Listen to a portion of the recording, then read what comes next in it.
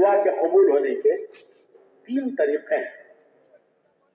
दुआ के कबूल होने के 3 तरीके। एक तरीका यह है कि जो मांगा वो मिल गया। आदमी समझता है मेरी दुआ कबूल हो गई, कि मैंने जो मांगा था वो मुझे मिल गया, मेरी दुआ कबूल हो गई। कभी आदमी ऐसी चीजें मांगता है जो उसके लिए मुसीबत बन जाती हैं।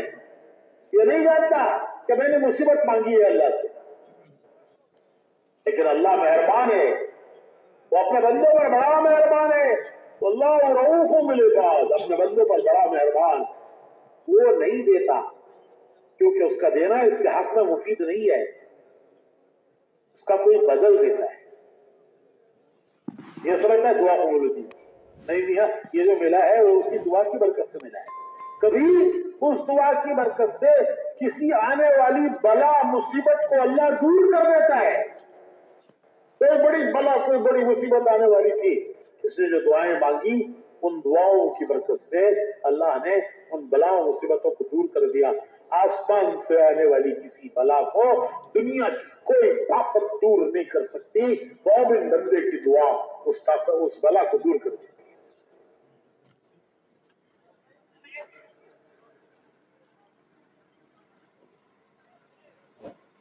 ये नादारी से मांग रहा है, लेकिन अल्लाह मेहरबान है, वो नहीं देता, उसको भी बदल देता है, क्या कोई बला दूर करता है। मिसाल समझने के लिए एक मिसाल, एक आदमी गाय बकरियां लेकर जंगल में गया रोजाना की तरह चराने के लिए। आमतौर पर ये गाय बकरियां चराने वाले जंगल में छोड़कर सो जाते हैं दरख्त के नीचे, शाम को फिर जमा करते हैं उनको।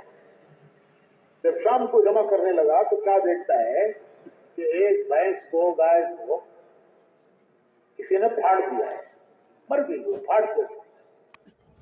इसे बड़ा रंज हुआ, कितनी अच्छी गाय, कितनी अच्छी भैंस, कितना दूध देती थी, मेरा सारा घर पीता था, फिर भी बच जाता, उसको बेचकर मैं घर की जरूरतें पूरी करता। ऐसी अच्छी गाय, किस जालिम ने इसे मारा, किस जालिम ने उसे मारा। उसे बहुत दुख हुआ, वो गुस्से में आके कहने लगा कि अल्लाह, जिसने मेरी गाय को मारा है उसे मेरे सामने लाकर खड़ा कर, जिसने मेरी इतनी अच्छी गाय को मारा उसे लाकर मेरे सामने खड़ा कर। दुआ कबूल हो गई, शेर आकर खड़ा हो गया। तो शेर में भागा, वो खुद भी अपना काम करके चला गया। तूने तो कसम दी कि अल्लाह मैं तुझे कसम देता हूँ, जिससे मारा उसे लाके मेरे सामने खड़ा कर। तो अब शेर आगे खड़ा हो गया, अब कर क्या करता है। तो उसने तुझी गाय मारी, तू मारेगा, तुझे फाड़ेगा, तू क्या लाठी लगे उसका मुकाबला करेगा।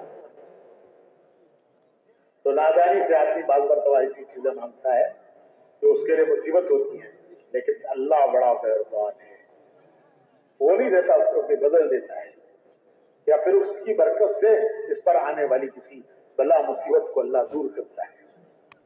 ये नहीं समझता कि ये उन दुआओं की बरकत है जो मैंने मांगी।